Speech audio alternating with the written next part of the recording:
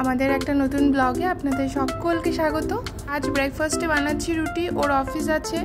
অন্যদিন গরম থাকলে পরে রুটি বানানোটা অ্যাভয়েডই করি, যেহেতু ওয়েদারটা বেশ ভালো, ঠান্ডা ঠান্ডা, তাই সকালবেলা একটু রুটি বানাচ্ছি। আরও অফিস বেরোনোর আগে বললাম আমায় লাউটা একটু কেটে দিয়ে যাও। জানি না কেন আমার বাড়িতে বা আমার শ্বশুরবাড়িতে দুবাড়িতেই নিয়ম আছে আমার নাকি লাউ কাটতে নেই, তাই ওকে দিয়ে কাটালাম। এবার রান্না বান্না বসিয়ে দিয়েছি। রান্না করতে করতে একটু বাকি কাজগুলোও করে নিই। বেডশিটটা চেঞ্জ করব আর যেটা পাতা রয়েছে ওটা কাচবো। এখানে আমার ভাত হয়ে গেছে, ডালও অলমোস্ট হয়ে গেছে। করব একটু পটল ভাজা আর করেছি একটু মিক্স ভেজ। আর এখানে আম ভিজিয়ে রেখেছি। আমি গুজরাটে এসেই জানতে পারলাম যে আম নাকি খাওয়ার আগে অন্তত ঘন্টাখানেক এভাবে ভিজিয়ে রাখতে হয়, তাহলে নাকি আমের ভেতরে যদি কিছু আটা থেকেও থাকে তাহলে সেটা বেরিয়ে যায়। আর আম যেহেতু গরম জিনিস, তো এভাবে ভিজিয়ে রেখে খেলে তবে নাকি সেটা পেটের পক্ষে ভালো। এখানে জমেছে এক গাদা বাসনপত্র, সেগুলোকেও আবার ধুতে হবে। আর আজকে ওয়েদারটা অন্য দিনের তুলনায় বেশ ভালো, মানে খুবই ভালো বলা যেতে পারে। রান্নাবান্না সমস্ত কমপ্লিট। এবার আমলাসিটাও প্রায় আমার হয়েই গেছে। আমলাসি একটু বেশি করেই বানিয়েছি, কারণ পাশের ঘরে পাঠাবো। আমাদের আবার এই বাটি দেওয়া নেওয়া প্রায় রোজই চলে। আগের দিন ওদের আম সন্দেশ খাইয়ে আমি প্রচুর প্রশংসা কুড়িয়েছি। যাই হোক, আমার রান্নাঘরের কাজকর্ম সব হয়েই গেছে। এবার এই গ্যাসের ওভেন, রান্নাঘরের কাউন্টার সমস্তটা ক্লিন করে বেডশিটটা ভিজিয়ে রেখেছি, ওটা কেচে স্নানে যাব। দুটো একটা কাপড়ের জন্য আমি মেশিন চালাই না, একবারে অনেকগুলো কাপড় জমে গেলে তখন মেশিন চালাই। আর তাছাড়া মাঝে যে দুটো একটা কাপড় কাচতে হয় ওগুলো হাতেই কেচে নিই। আর এই সারাদিনের যা যাবতীয় ওয়েস্টেজগুলো থাকে ওইগুলো সব একটা প্যাকেটে ভরে রেখে দিই। কাল সকালে এসে নীলিশ ভাইয়া নিয়ে যাবে, অথবা বিকেলে যদি আমরা বেরোই তাহলে নিচে একটা বড় ডাস্টবিন রাখা আছে, ওখানে ফেলে যাব। স্নান হয়ে গেছে, স্নান করে ফিরে এবার দেব পুজো।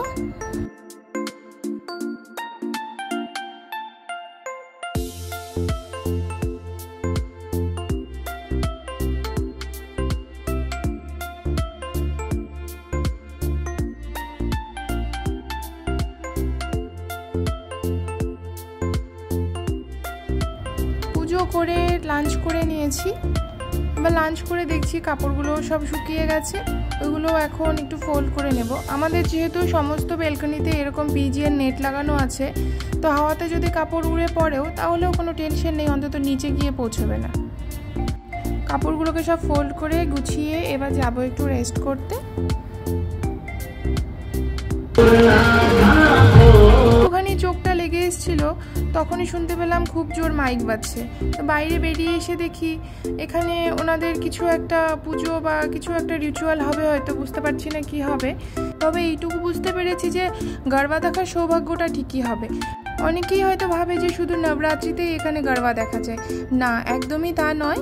ওনাদের যে কোনো বাড়িতে অনুষ্ঠান হোক, সে জন্মদিনের অনুষ্ঠানই হোক বা কোনো পুজো পার্বণ হোক, সমস্ত কিছুতেই, ইভেন কোনো কর্পোরেট সেক্টরে যদি অফিস প্রোগ্রাম হয় সেখানেও ওনারা গরবা করতে পছন্দ করেন। আর এই গরবাটা এমনই একটা ডান্স ফর্ম ওনাদের, ওখানে নারী পুরুষ নির্বিশেষে বাচ্চা থেকে বুড়ো ধরে সবাই এত সুন্দর করে ডান্স করে। আর এই যে সার্কেলটা দেখছেন, এখানে একজন একজন করে যোগ হতে থাকবে আর সার্কেলটা বড় হতে থাকবে। নবরাত্রির সময় আরও বিশেষ করে বেশি ভালো লাগে দেখতে, তখন যেহেতু ওনারা সবাই ওই লেহেঙ্গা চোলি পরে ডান্স করেন, তো খুবই সুন্দর লাগে দেখতে। দেখুন, আশা করছি আপনাদের সকলের ভালো লাগবে। গরবার অনেকগুলো ফর্ম রয়েছে, তার মধ্যে এখন ওনারা যেটা করছে সেটা একদম অথেন্টিক ট্র্যাডিশনাল একটা গরবা ফর্ম। আর আপনারা যদি ভেবে থাকেন যে এটা ভীষণ সহজ, একদমই নয়।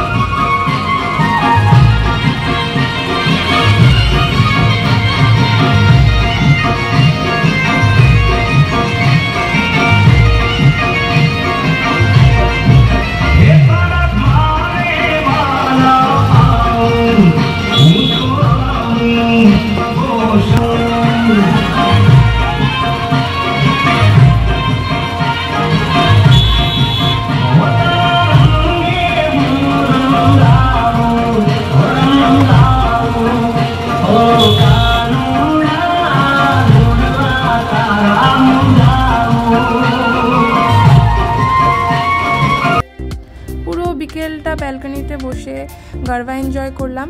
এখন সন্ধে হয়ে গেছে, বেশ ঝিরিঝিরি করে বৃষ্টি নেমেছে। আর আমি আমার খাওয়ার জন্য বানাচ্ছি একটুখানি সুজি। আমি সুজি খেতে ভীষণ ভালোবাসি, আর পুচু একেবারেই সুজি খায় না। তো ও চা খেলো, আমি সুজি খেলাম। এরপরে ওর কি মনে হয়েছে, ও নাকি আমায় আমসত্ত্ব বানিয়ে খাওয়াবে। এমন আমসত্ত্ব খাওয়াবে যা নাকি আমি এর আগে কখনোই খাইনি। সে যাই হোক, আমসত্ত্ব কেমন হবে সে জানি না, তবে হাজব্যান্ডের হাতে আমসত্ত্ব খাবো বা হাজব্যান্ড আমায় করে খাওয়াচ্ছে, এটাই আমার সবথেকে বড় ভাগ্য। ও এটা করতে করতে আমি ডিনার প্রিপেয়ার করছিলাম। তো আমরা আবার ঠিক করেছি আমরা রাতে আজকে একটুখানি বেরোবো। আমরা দুজনেই রাতের শহরের অলিগলিতে ঘুরে বেড়াতে খুব ভালোবাসি। তো আমরা দুজনেই ডিনার করে বেরিয়ে গেছি। আমরা এতটাই রাতের শহরে ঘুরতে ভালোবাসি যে আমার মা যখন এখানে এসেছিল, মা ঘুমিয়ে যেত, আমরা আর মাকে ডিস্টার্ব করতাম না। রাতের বেলা বাইরে থেকে তালা বন্ধ করে দুজনেই ঘুরতে বেরোতাম। তো এই আর কি, আমাদের ঘোরাঘুরি হয়ে গেছে। এবার যাচ্ছি একটুখানি বাড়ির দিকে। বেশ ভালো লাগলো, আকাশ ঠান্ডা, ঝিরিঝিরি করে মাঝে মাঝে বৃষ্টি পড়ছে, আর এই অলমোস্ট ফাঁকা হাইওয়ে। আমরা মাঝে মাঝে এরকম রাতে ঘুরতে বেরোই। আর ওই যে দূরে বিল্ডিং দেখা যাচ্ছে, ওটা গান্ধীনগরের টিসিএস, মানে টাটা কনসালটেন্সি সার্ভিস। আশা করছি আপনাদের আজকের এই ভিডিওটি ভালো লাগবে। ভালো লাগলে অবশ্যই লাইক, শেয়ার অ্যান্ড সাবস্ক্রাইব করে দেবেন। And thanks for watching. দেখা হচ্ছে অন্য কোনো ভিডিওতে। ততক্ষণ ভালো থাকবেন, সুস্থ থাকবেন। Bye bye.